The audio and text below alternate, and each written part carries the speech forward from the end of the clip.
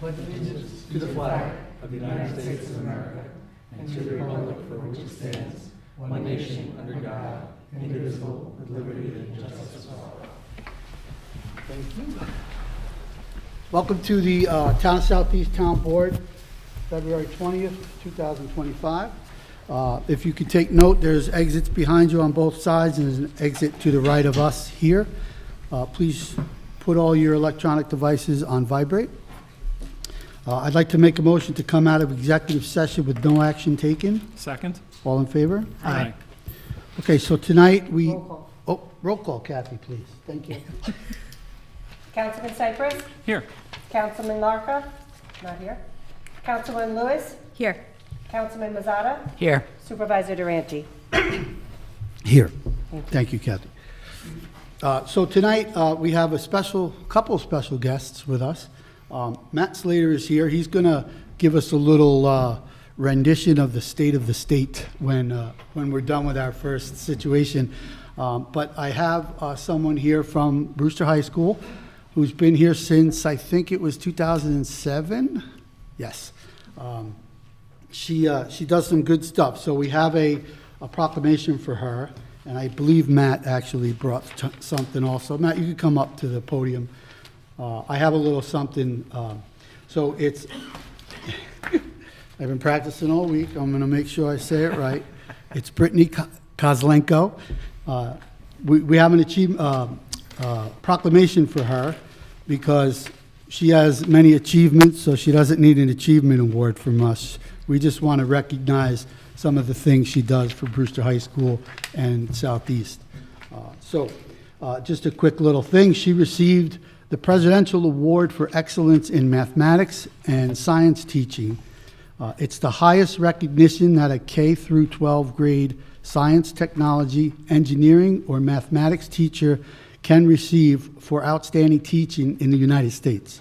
I'm not talking about New York. Brittany is only one of 6 teachers in New York State to receive this award. Just a little stat time from Supervisor Durante. In 2023, New York State had 731 districts, 4,400 public schools, 372 charter schools, 2,418,513 students, and only 214,159 teachers. So that makes Brittany 0.002% of the teachers in New York State that got this award. So she's definitely a 1%er. Some of her previous awards were in 2016, she was awarded the Regeneron STEM Fellowship class she took through NASA's Endeavor program, and she was working for 2 weeks with those scientists. In 2018, she was named an Empire State Excellent in Teacher Award recipient. In 2022, she was elected by the Lower Hudson Regional Information Center as a teacher who transformed education through reading and learning. I was at a board meeting recently, and they talked about the STEM program, and she's like a strong leader in that program also. I'll also say, and I just said this to her, I'll also say it's easy to know what a person is like when you talk to the people around them and from the conversations you have with those people. I've had Dr. Kozlenko with the help of Assemblyman Matt Slater and the Town Board of the Southeast, and as the town supervisor, I'm proud to have the honor to recognize you for all your achievements. So if you could come on up, Matt has a little award for you.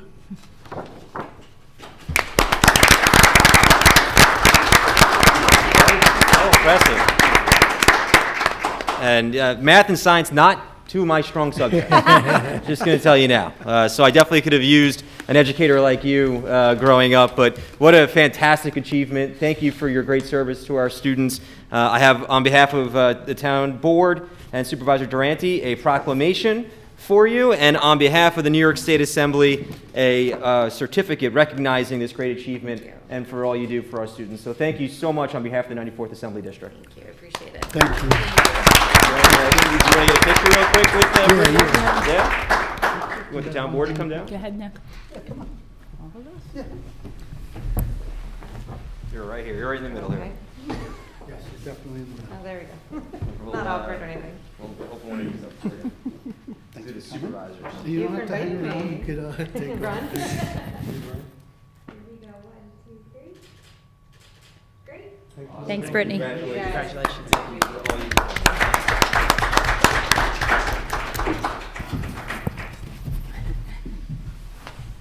Thank you so much, Brittany. And Matt, she did teach my son, and he's now a Yeah. cybersecurity engineer. There you so go. It works. Perfect. Bye-bye. Okay, so with that, we have our Assemblyman, Matt Slater, here. He's going to just give us a little brief thing. He was up in Albany for a couple of weeks. Feels a lot longer than that, believe it or not, already. Good evening, everybody. Thank you, Supervisor Durante, and to the members of the town board for having me tonight. I'm your state assemblyman, Matt Slater, representing the 94th District, going into my third year as your representative up in Albany. And I like to come to town board meetings because as a former town supervisor, understanding the importance of being a conduit between our local government and state government, I think is really important. And making sure that people understand specifically how decisions in Albany are being made and what those impacts may and will be here in the town of Southeast. Because here in local government, as my good friend and former Assemblyman Will Stevens can tell you, local government is where the rubber meets the road, right? And so it's important that we're having open dialogue with each other. And I do want to point out that Supervisor Durante we do communicate quite often. You keep me abreast of all the great things happening in the town of Southeast. And always ask for help. And well, we share some ideas together. There's no doubt about that. But again, I just wanted to start off by just updating everybody on committee assignments. This year, I am now the ranker on the Elections Committee. I'm serving on the Health Committee, the Environmental Conservation Committee, and I continue to serve on the Labor and Transportation Committee. We're going to get into transportation in a second. But transportation in particular, most important, I believe, in my eyes, because especially here, as we know in Southeast, all the roads around us, all the main arteries are all state roads. And so we're going to talk about that in just a few moments. I was also recently elected as the chairman of the Assembly Republicans Policy Committee. And so I help now with the entire conference forming our platform and our policy moving forward. And so it gives me a great look under the hood, so to say, of some of the great ideas that my colleagues across New York State in the Republican Conference are proposing to tackle a lot of issues. So again, this budget was proposed by Governor Hochul. This is not the final product. In Albany, the way that this works, the governor makes her proposal in January, and we've been spending the last few weeks and the next couple of weeks digesting and dissecting that budget through a series of public hearings. Both the Senate and the Assembly will propose their individual budgets, and then there's a mad rush of negotiations for the final product, which is due on April 1st. Now, I can tell you, April 1st is a deadline we have not hit in a number of years, and we tend to go over that deadline.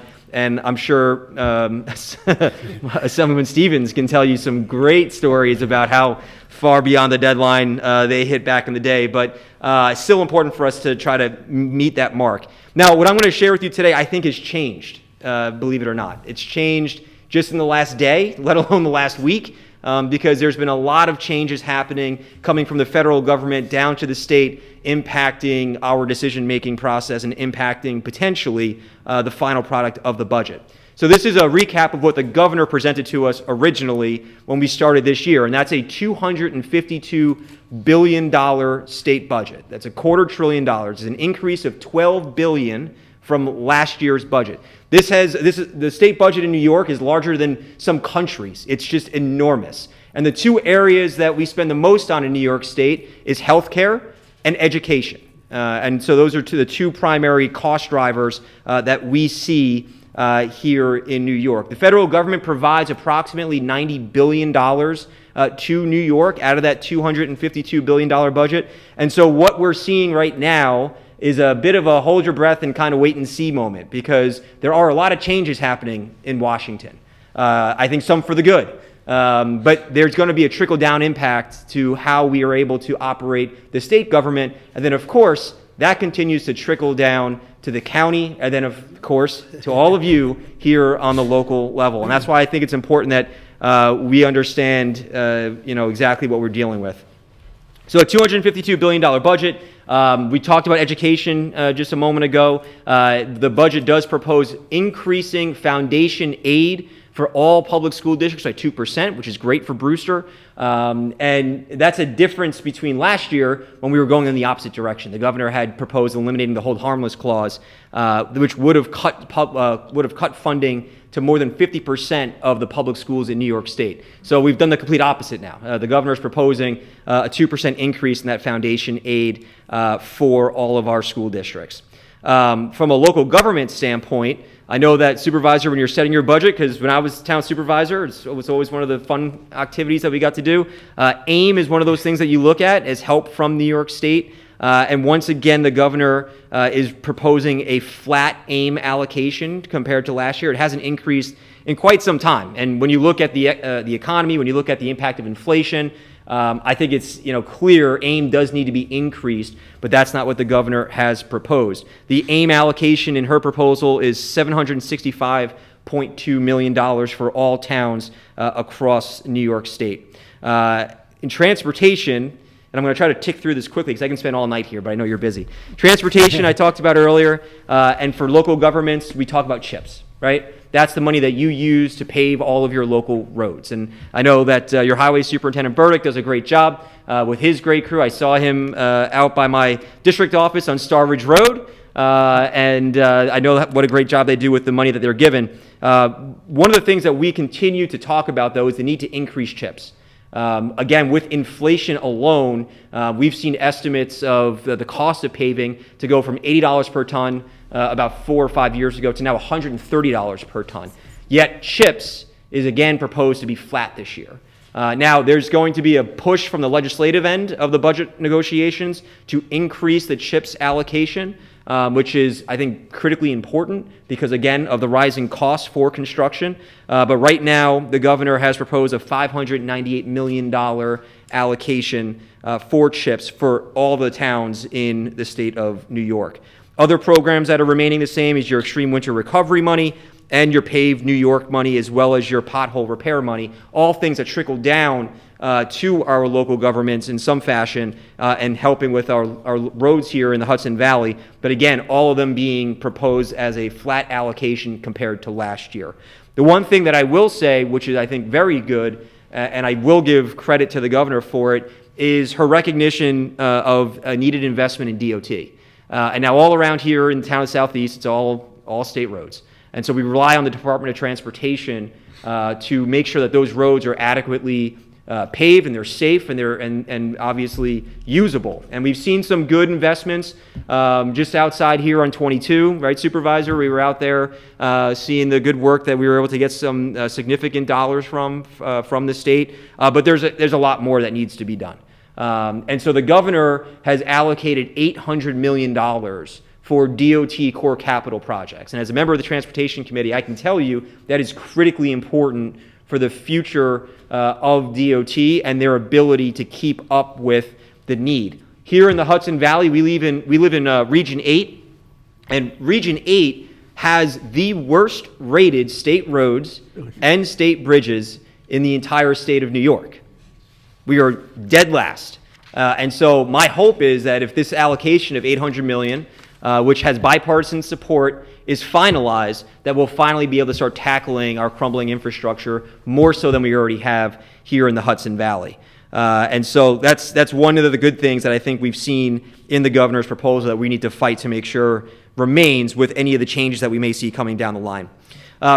Previously, I served as the ranker on the Education, Technology, and Libraries Committee. Love our local libraries. They do great work. And so I think it's important also from a local government standpoint to highlight what the governor's proposed there. The governor has proposed increasing operational aid by about $104 million statewide, so that's good. Because in the past she actually proposed cutting operation aid to libraries. The one thing, though, that she proposed that I disagree with strongly is her proposal for construction aid. Across New York State, libraries, and we know this because we had a public hearing about this, libraries are in need of about $1 billion across New York State to modernize and meet today's needs. the governor's proposed a cut to construction aid by about $10 million. And if that's a helicopter, is that a helicopter I'm hearing? Airbrake. Tractor trailer. Airplane, tractor Tractor trailer. trailer. I saw Mr. Stevens over there looking Will's around. Will ducks on occasion. And so construction aid being reduced by $10 million to $34 million is wholly inadequate for what the true need is for our local libraries, and I'm hopeful that we can rally on the legislative end of the budget process to increase that as well.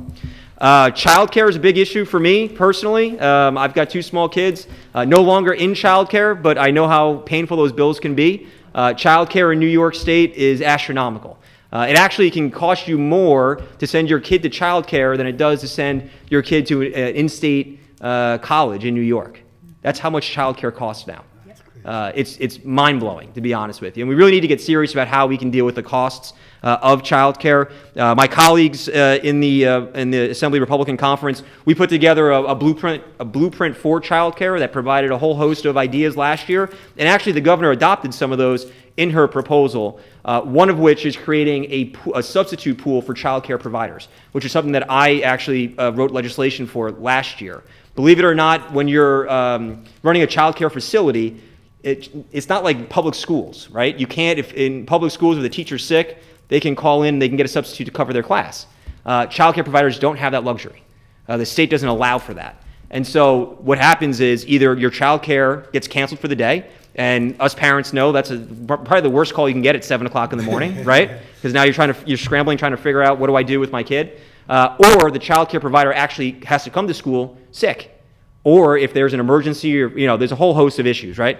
And so what we're trying to do is create a licensed childcare pool so that there are substitutes available for childcare centers across New York, which I think would be very helpful because, again, there's a ripple effect there that impacts us in so many ways.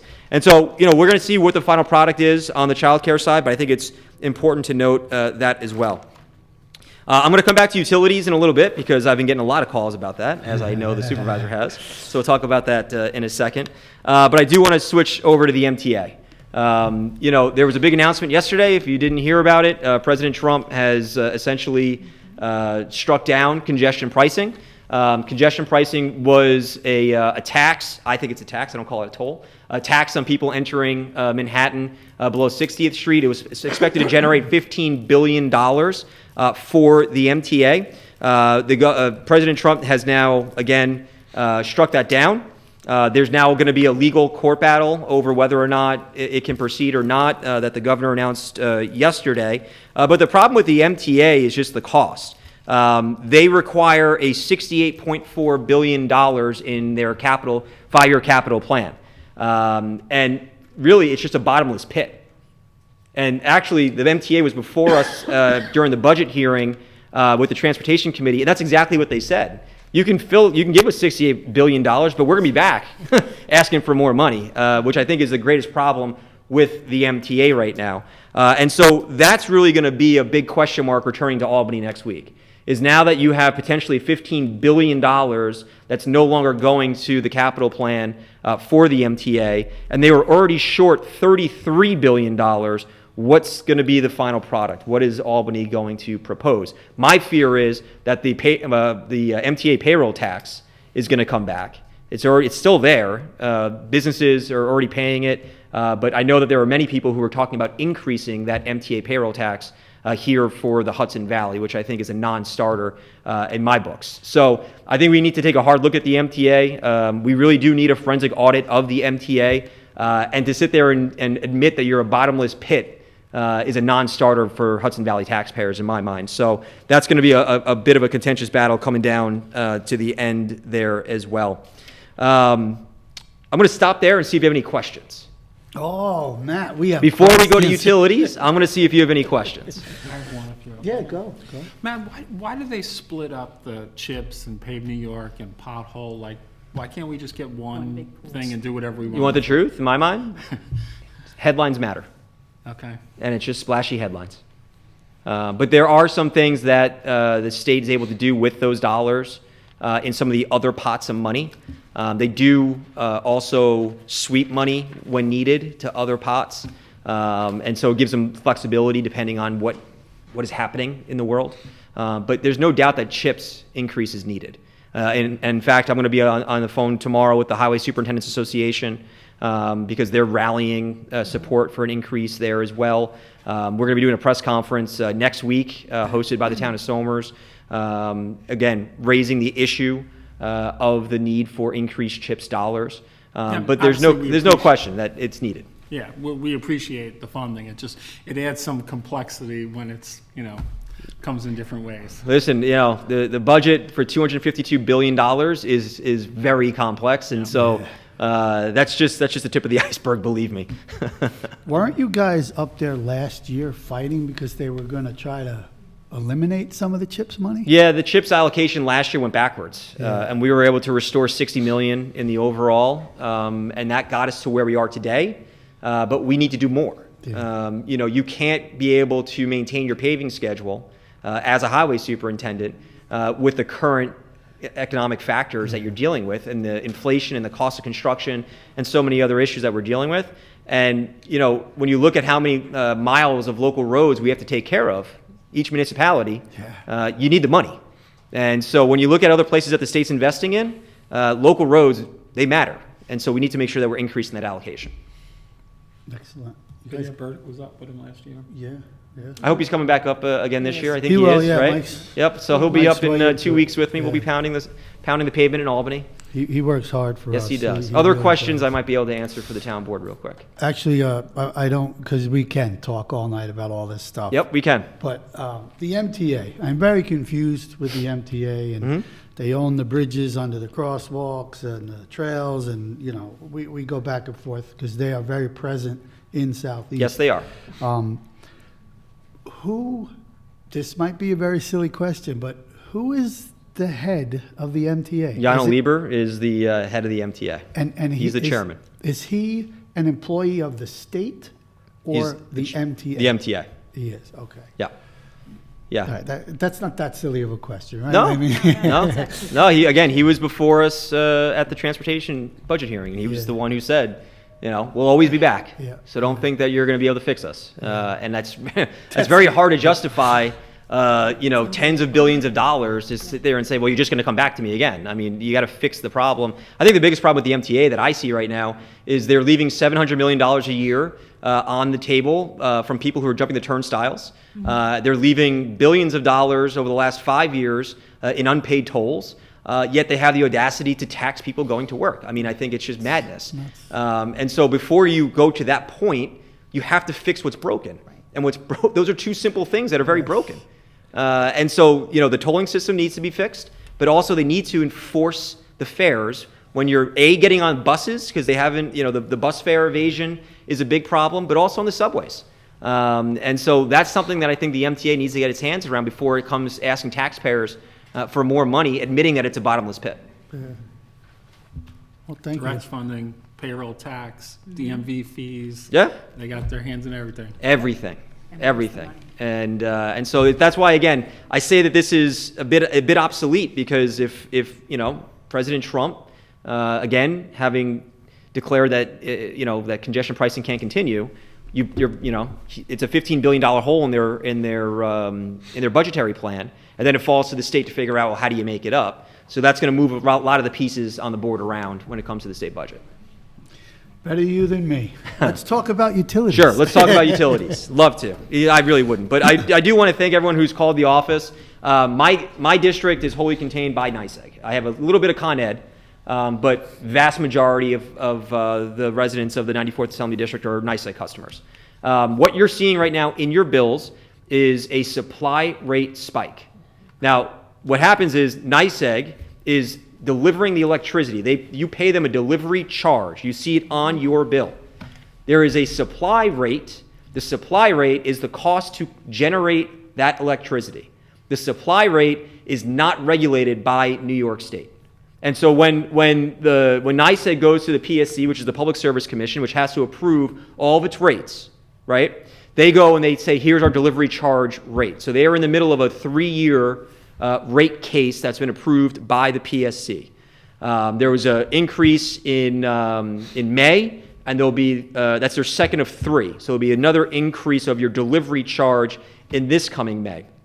The supply rate, again, unregulated, and that is driven by the markets, and that is the cost of producing electricity.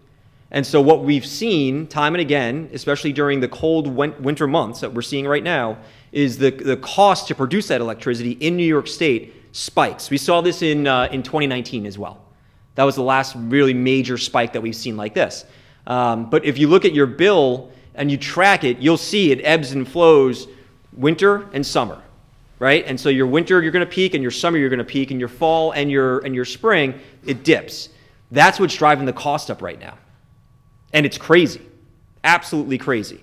The governor has recently had the DEC approve 2 permits to increase natural gas to 2 of our natural gas power plants, actually both in the Hudson Valley, one right here in Dover. But there's really no quick, easy answer to fix this. But there's clearer evidence, I think, that we need a course correction when it comes to our energy policy.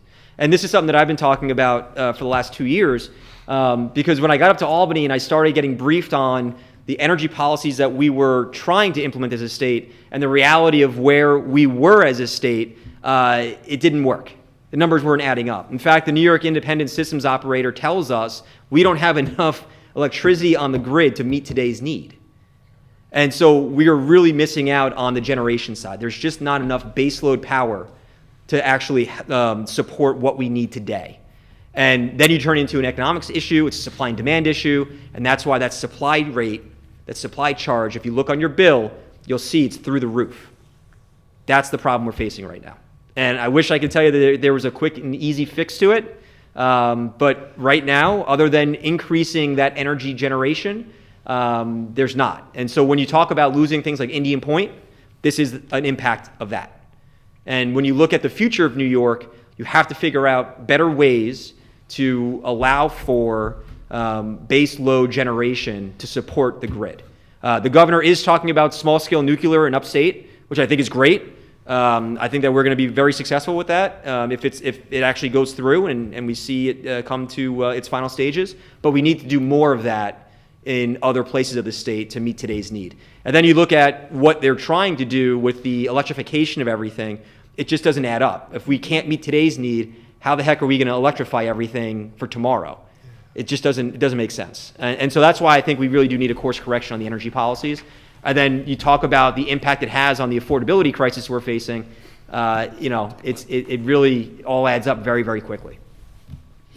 We actually, we're the first stop for Dover with the gas transfer place, right off of Tulip Road, down off of Route 6. I was lucky to get a tour of the place a couple of weeks ago. It's very impressive. Yeah. How they moved that gas. Yep. But that's the cause of the utilities right now. I do have a meeting with NYSEG tomorrow. We're going to try to open up a customer service pop-up event here in the district so that people who have questions about their bills, they can come to the and meet with customer service representatives from NYSEG in person. If anyone has questions about their bills, you can absolutely email them to me at slaterm@nyassembly.gov. We will share your email with NYSEG, and then they get you in touch with their customer service representatives. The unfortunate part is most of it is not discrepancies. It's just that supply rate that's just through the roof. And, it's heartbreaking to get the phone calls. I'm sure you all do as elected officials when people are calling saying, how am I going to pay my electric bill that was $200 last month and it's $700 this month? It's a heartbreaking conversation. Yeah, but again, course correction from the state absolutely is needed. I know Supervisor Durante, you signed a letter along with the other town supervisors and myself requesting that the governor take immediate action to rectify this. We need answers. I mean, really not just answers, but we also need a direction as to how we can make sure this doesn't keep happening to our constituents. So that was sent to her today. I also have introduced legislation that would require the utility companies, they monitor the supply rate on a daily basis, so they know when it's spiking. They know when it's going up. But once it hits a certain threshold, they should be notifying ratepayers so that at least you prepare for that budget hit. Yeah. Because when you're you know how it is. You get your electric bill at home, you open it up, and you expect it to be the same $200, and you're looking at a $700, $800, $900 bill. I mean, that really hurts in so many ways, especially our seniors on fixed incomes.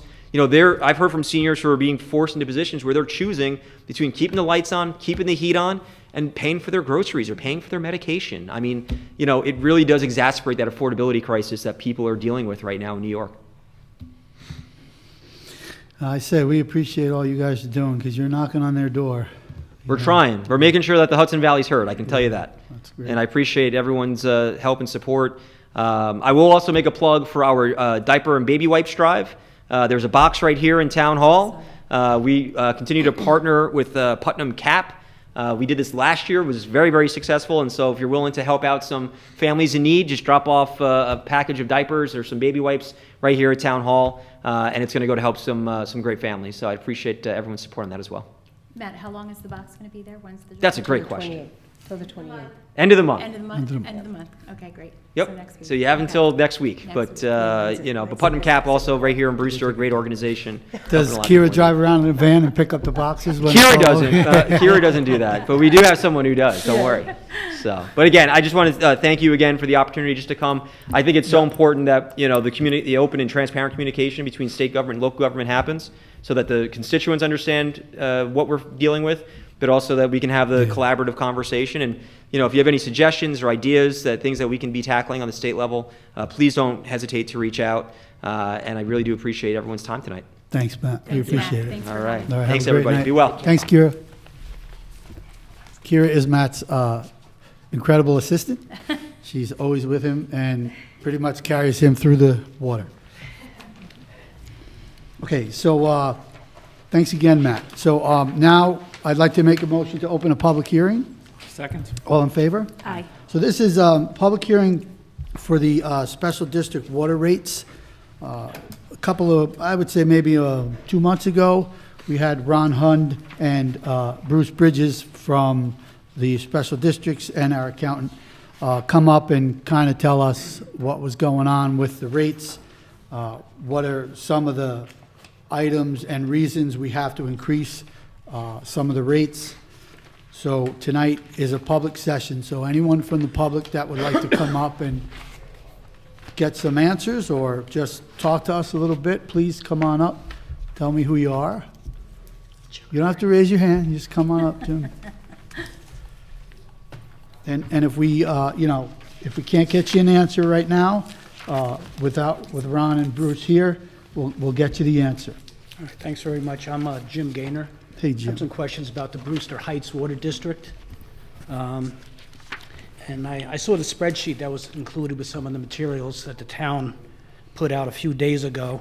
And really, the first thing is, I have a comment on the comments section for the Brewster Heights Water District.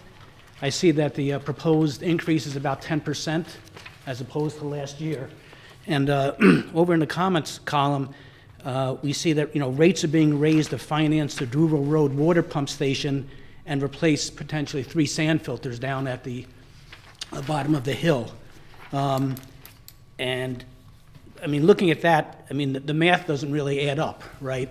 Because, if you have 400 houses up there, for example, and you're increasing rates about $100 a year for each house, that doesn't come close to raising $1.2 million with respect to this.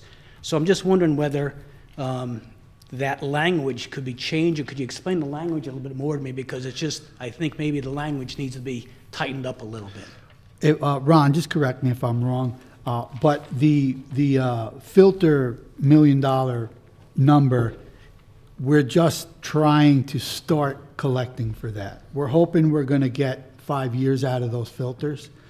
We just had one reconditioned. I'm hoping we get closer to 8 years out of that. So only part of the increase is going for those filters. What's going to end up happening when we have to replace those filters is we're probably going to have to bond for the rest of the money, because it's a big number. It's obviously a big number. But I will tell you, the company that was here before the company we have, they did not take care of those filters the way they should have. And, maybe that's on the prior administration, I'm not sure. But, the guys that are here now have really gone through everything with a fine-tooth comb, and they're trying to set us up so that in a few years we don't fall on our face. and not be able to provide good water and get rid of the sewer water. So that's why it mathematically doesn't seem to fit. Right. You know, you understand what I'm saying? Yeah, I'm sure, because, I mean, again, 40,000 a year over 5 years, it's nothing close to $1.2 million. Yeah. So then, I mean, I'm probably not alone in that the people up in the Heights, when you look at the spreadsheet, it seems to me it's saying, yeah, we need to raise it by 10% because we have all this cost coming up. And that's really not taking care of, the 10% increase is not going to take care of that cost. So is there a way, because I'm assuming this is going to be up in public records, this Yes. particular spreadsheet.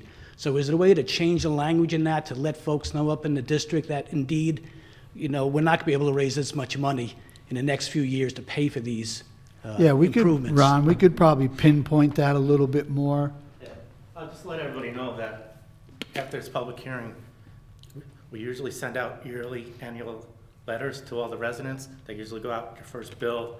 In January, we held off on that for this public hearing. So we can address that in that letter. We can tell you, yes, we raised 10%. We know it's not gonna cover all that cost, but we're preparing for that. And, you know, we can spell it out, you know, A little, yeah, more clear. thoroughly. Yeah. Yeah, because I'm assuming even regular maintenance on the plant is going to be increased compared to last year, even apart from these two larger items, right? Correct. That's part of that 10% Right, too. yeah. So, And Jim, I think, you know, we've talked about this before. Anytime something comes up, we're actively trying to find grants too. And you know, what Matt was saying, hopefully there's more grants out there in the coming years, you know? right. I mean, I almost wanted to ask him while he was here, and I had a question for the board as well. Any response back? I know we sent letters to Senator Harkam, and I didn't know whether we received any responses back on those letters. And would Mr. Slater also get the type of letter as well? I mean, Oh, I always send all the letters to any of the local politicians and higher up also. So they any all- responses? They all are aware. Pete did respond. There's the EFC grant, I guess, system where we all try to get grants from. So, you know, this has come up before. Southeast is a higher level income than a lot of other towns, and we don't get money like some of these other towns do. But yeah, you know, we're working on it. We actually hired a grant company that is helping us try to figure out how to get these grants secured. But, yeah, I mean, Senator Harkam didn't offer any help directly. He steered us to the normal channels, so. Okay, so the answer is no so far. Yeah. Okay. Now, starting this year, we have meters. You know, a lot of the homes are metered up in the Brewster Heights district between them and Eagles Ridge. So now these meters are becoming important, you know, have an important role in the billing process, obviously. So I was wondering if maybe folks confirm, you know, how are these meters being read? Who's reading them? And how do we know they're accurate? Because they haven't been used in this way before. The meters have been in the homes for decades, I'm imagining, right? I mean, when they put into the homes, when they put in the, when they did the, they changed over the water filtration. I mean, how do we know that information? Because I'm trying to reconcile sometimes the bills that I get, and I look at them quarter by quarter. I looked at my most recent bill that I just received a couple of weeks ago, I guess, and I noticed I used 30% more water than the previous 3-month period. So in the summer towards fall, I use a certain amount, and in the most recent 3 months, which kind of has to fall into the winter, I use 30% more water, and I just can't reconcile that. Nothing changed in the house at all. No, I don't have more people living there. I'm not taking 3 times as many showers. Is that 1 month, Jim? No, this is over the 3-month period. 30% more water over the billing period. And I remember about a year and a half ago, before we were using the meters, I looked back at some bills, and in other 3-month period, I used 60% more water than the previous quarter. And I have no idea how I could do that, to be quite honest with you. I didn't put in a pool. I don't have people living in the house. I'm not growing anything illegal in the backyard. So I really, so I guess I'm just trying to understand best I can how to reconcile these bills sometimes, and indeed, how do we know that the meters are working correctly? Calibration, maybe? Yeah, well, you know, that's the thing. The meters are in homes, and Bruce could probably talk to this a little bit. He's only been around for one meter reading. And basically, you know, anytime you feel that the percentage is pretty high, you call VRI, and they will come out and check your meter for you. They, you know, maybe they can have a better explanation of why the number is that much higher. 60%, that's very high. Something could be wrong. You know, I can't say it is or it isn't. But how they do read the meters, It's all done, this is Bruce, he's the special districts guy. it's all done through radio, that we drive around, scan, and it's all picked up electronically. Okay. But if there is a big difference month over month, quarter over quarter, would definitely give us a call and we can go out and see what's going on.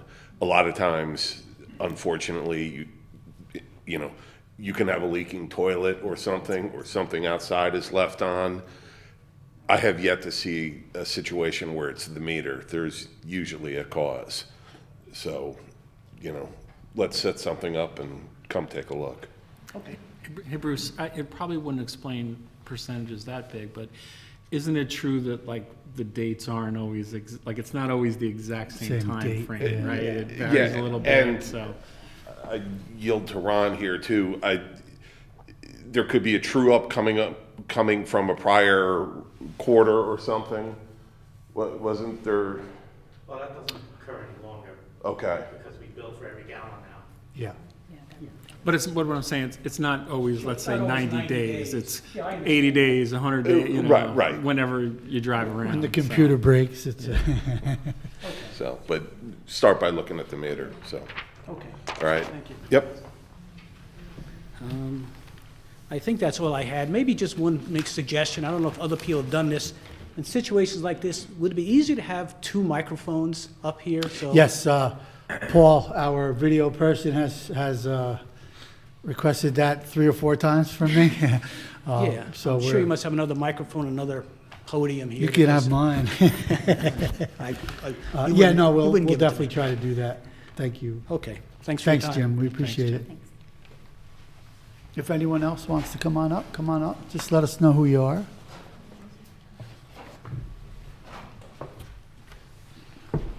Hi, good evening. Julie O'Connor, Birch Hill Water District.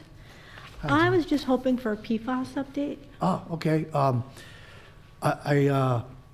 We believe we have good news, but I'm not gonna go that route yet. We found a system that they're using in North Salem that is much better and financially fantastic. Okay. We are actually in the process of putting out a proposal for engineers to give us a rate on putting it together.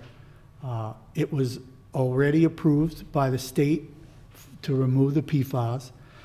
So there's, you know, there are canisters, and each town and each flow is different, so we're trying to get the right number, and then we'll put it together engineering-wise. We'll bring it to the county for the Department of Health's approval, and if they approve it, we're gonna go ahead and do it. And if we're lucky enough that this will work, it's not gonna be a huge building at the end of the road. It's just gonna be a little shed.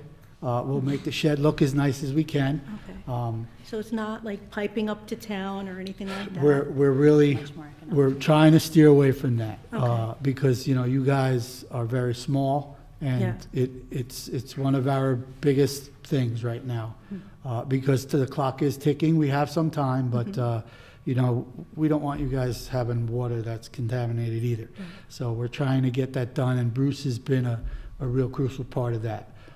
So in the end, we're hoping the financial burden won't even be anything close to what was originally proposed to us. And would a grant cover that also? Oh, or yeah, part of it? we're definitely, I think the grant for that particular, Will, correct me if I'm wrong, was like 70% of the cost? I believe that's correct. Yeah. And bringing the cost down will certainly bring the grant down, but it'll still cover a lot of the expected expenditures. Okay, all right, thank you. Correct me if I'm wrong, but the maintenance on that particular system was less as well. Huge If difference. I remember correctly, that the canisters, Yep. and all, they lasted longer, just everything seemed much more efficient. Okay, And I'm certainly no engineer, but overall, it seemed much more efficient. okay. So, yeah, and don't think we talk about it every day. So Okay. we're trying to get it taken care of, for Great. sure. Thank you. You're welcome. Thanks for coming. Come on. Haven't seen this guy in a while. How are you, Bradley? Okay. Ditto for Star Ridge. Excuse me? Ditto for Star Ridge. Yes. Good evening. I'm Bradley Schwartz from Storage Matter. Hey, Brad. Maybe I'm missing something, but maybe I never got it or missed it, but how are we having a public hearing about water rates when we have no information about water rates? Did I not get something that I should have gotten, or? I'm a little confused. What do you mean by We're that? having a public hearing about water rates, I- but we haven't seen the water rates. I think this is just, and correct me if Yeah. I'm wrong, this is just a follow-up to a previous meeting to give everybody another chance to ask questions, but When was the previous meeting? I don't remember the date. It was probably 2 months ago, a month and a half ago. And they did a presentation with the rates and what we were working on, and we just wanted to give you one more chance to Okay, ask questions. so were these rates sent out to the communities? Again, maybe I missed it, but I don't recall ever getting any indication of what the rates would be, as we had in past years. Well, Yeah, it was put in the agenda for this meeting, and Ron, we did put it out when you guys came, right? So about a month and a half Okay, ago. so I will go back and look at that. Yeah, I can get it. to That's you, okay, too, no, Brad. I'll scout, if I can't find it, I'll ask you. It is posted on the agenda if you go on our website. Okay, I must have missed that, okay. Eric would not let me miss that. Okay. Next question, do we have a new special districts administrator? Bruce Bridges, that's Bradley Schwartz. You are Bruce? Bruce. And again, I may have missed this, but I don't recall ever hearing that we had a new special districts administrator. Yeah, pretty sure we put it out there. Bruce, when was your, I just never, we get bills, there's no note in there. I get things all the time from the town offices is closing early, this, that, and the other thing, and I don't recall ever seeing a notice about a new special districts administrator. Anyway, here he is, and are you an employee of the town, or, so this is like the old Levon days? right? Yes, Right, yes. okay. Bruce is. Very good, thank you. Last question, which goes to the previous woman's question. What's happening with the PFAS removal? I assume Storage Matter is a similar situation? It's exactly the same. Like I said, we're almost knee-deep in this proposal for engineering purposes, because of the DOH, we have to have an engineer give us a written proposal and tell us how we need to install it. There's a company called WRT that Warren Lucas used in North Salem, and basically these guys, we give them all the flows, the rates, how much PFAS is coming through, and they mathematically figure it all out and tell us how they got to set these canisters up. So you mentioned that this was a system in North Salem. Is that a town water district, or is that part of the schools? Nope, it's a town water district.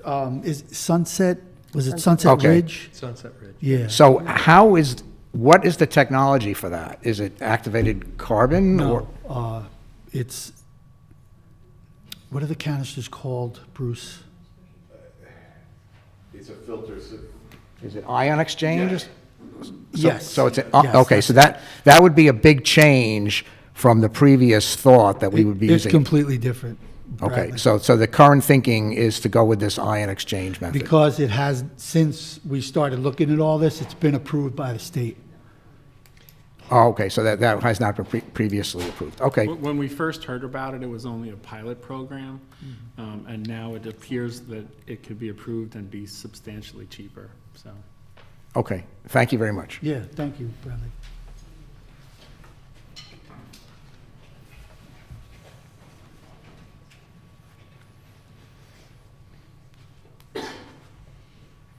Good evening. I'm Alan Levy. Hey, Alan. I also live in the Star Ridge Water District, and I was here with Brad, and must have been about 14 or 16 of our residents back in June to talk about our water situation. And I'm very heartened, actually, to hear about the fact that things are moving forward, that you're making a change. It sounds sounds good. We're all anxious to hear more about it.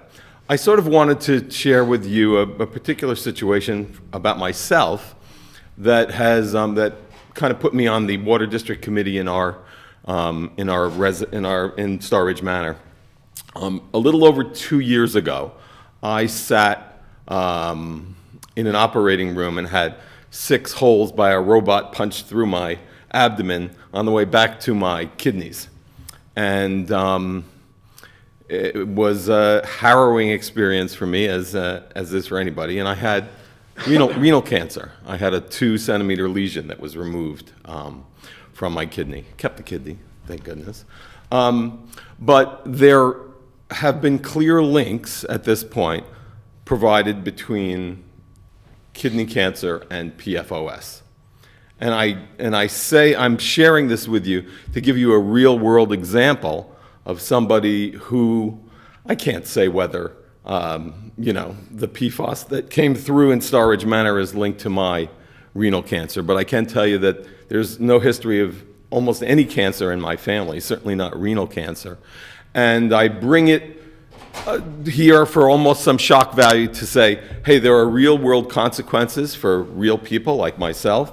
We don't want to find out that anybody else in Star Ridge Manor has renal cancer. That I was lucky, they caught it early. It's a particularly virulent form of cancer, so you don't want to have it.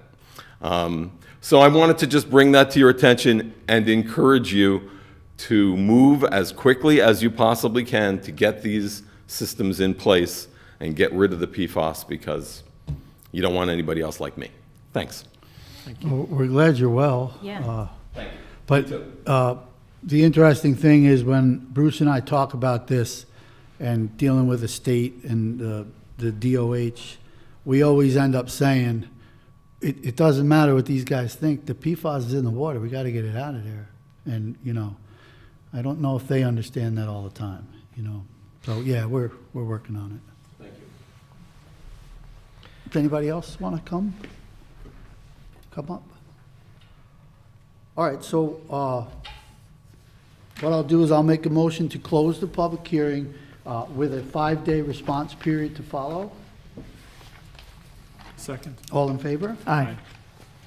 All right, so we can go right into our work discussion. The work discussion is about purchasing some highway equipment. Mike Burdick came to us for a couple of items.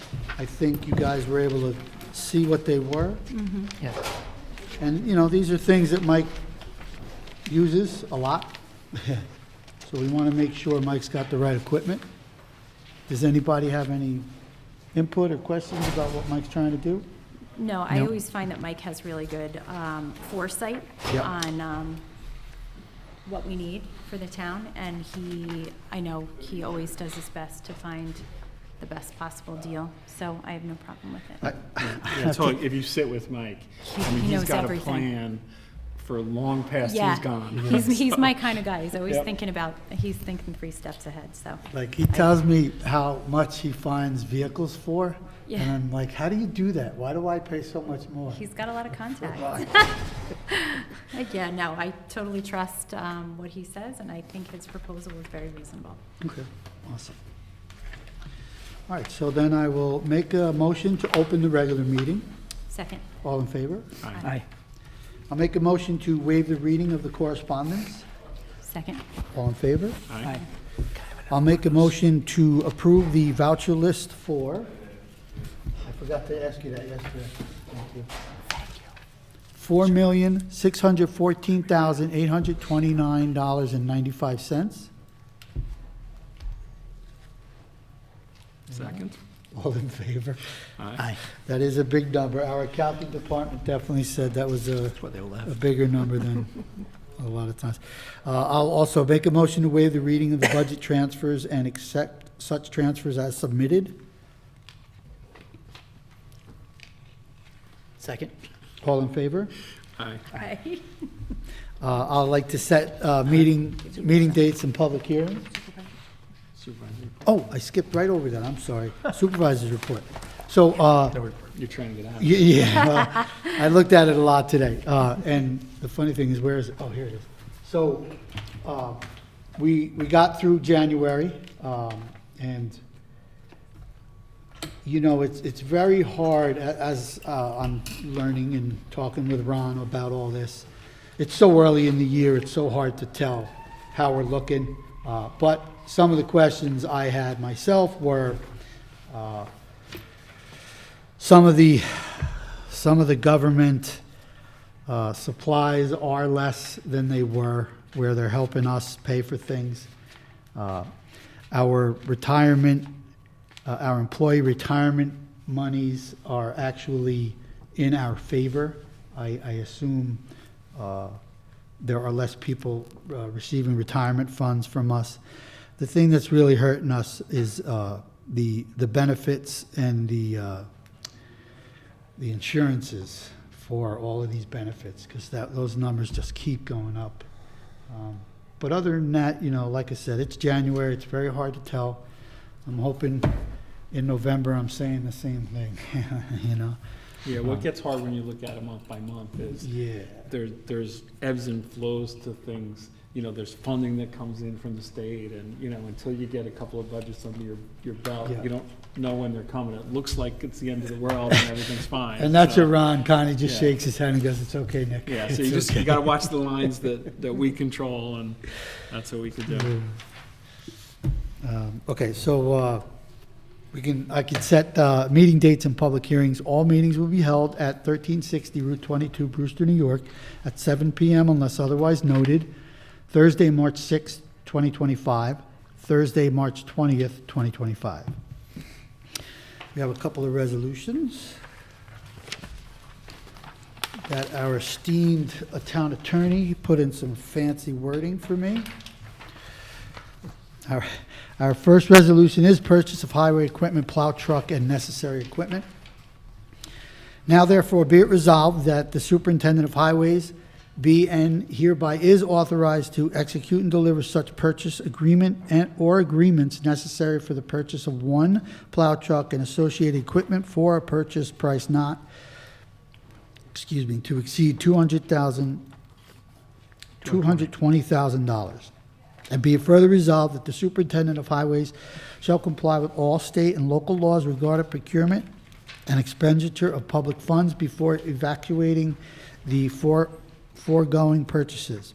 And be it further resolved, in the event of the foregoing funds are insufficient to meet the purchase requirements set forth herein, the highway superintendent shall return to the town board for further consideration. So moved. Second. All in favor? Aye. Our second resolution is the purchase of highway equipment, one blacktop cold planer. Therefore, be it resolved that the superintendent of highways be and hereby is authorized to execute and deliver such purchase agreements necessary for the purchase of one blacktop cold planer and associated equipment for the purchase price not to exceed $29,917.53, I'm sorry. And be it further resolved that the superintendent of highways shall comply with all state and local laws regarding procurement and expenditure of public funds before effectuating the foregoing purchases. And be it further resolved, in the event of foregoing funds are insufficient to meet the purchase requirements set forth herein, the highway superintendent shall return to the town board for further consideration. So moved. Second? All in favor? Aye. Our third resolution is a 284 agreement for the expenditure of highway monies. Excuse me.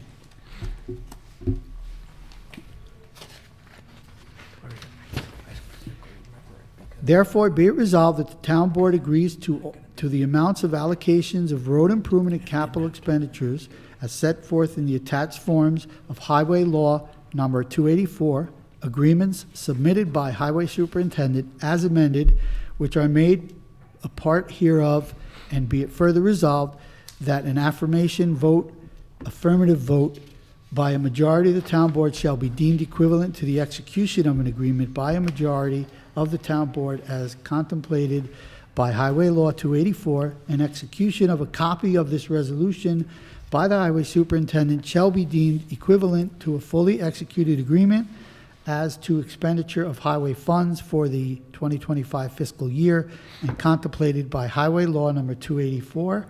And be it further resolved that the town clerk shall enter this resolution into the minutes of this meeting, and that a fully executed copy hereof shall be filed in the office of the town clerk as directed by Highway Law Number 284.